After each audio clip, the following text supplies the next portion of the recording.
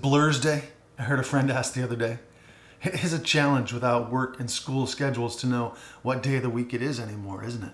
Everything runs together, and I don't know about you, but I can lose my focus and let my attention flip from one thing to the next without really prioritizing things at times. This is actually not just a self-isolation problem if we think about it. We rely on the mandates of our external schedule to form the guardrails for our activity. Our appointed times for classes and our bosses have steadily hemmed in our commuting and our meal times and our leisure. But how well have we done prioritizing things ever? The psalmist writes in Psalm 90 verse 12, "Teach us to number our days that we may gain a heart of wisdom." I think we're likely to have a perennial task of ordering our lives. Now, it's easier for some of us than others, and it's easier in certain seasons of life, but at one time or another, we all have to ask ourselves, am I doing things right? Are the first things first in my life? How am I doing with my family? What's happening with my marriage? Do my friends still know what's up in my life right now?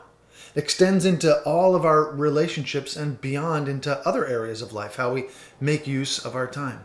And I appreciate the wisdom contained in this simple prayer from the psalmist. Jesus, teach me to number my days.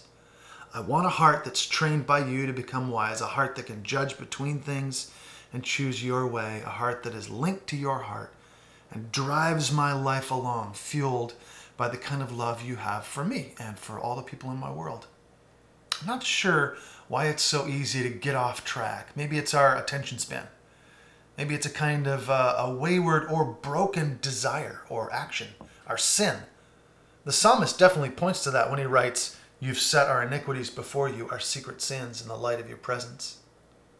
Maybe it's just that the currents of life tug us along like a stream and we have to paddle a bit to stay in the middle. Whatever it is for you today, I want to pray for you that Jesus would teach you, that he would teach me to number our days and give us a heart of wisdom. I'm guessing that we're going to need to pray this prayer over and over again in our lives. The psalmist doesn't here present a proposition of truth that we're meant to absorb and meditate on or something. He literally prays this for himself and shows us we can pray this way too. So let's do it. Jesus, help us. Teach us.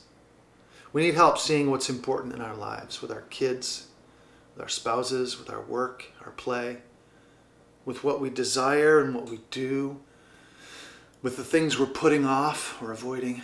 Jesus, give us your wisdom. Give us your heart. Help us to see our days the way you see them and change our hearts so that we have energy for the things you're inviting us to. We so love you, Jesus. We're so grateful to you that we can know your love too. Help us to rest in your love and to be tutored by it. Train us, Jesus. Teach us. We want to say yes to you. Amen. God bless you guys, and I'll see you next time.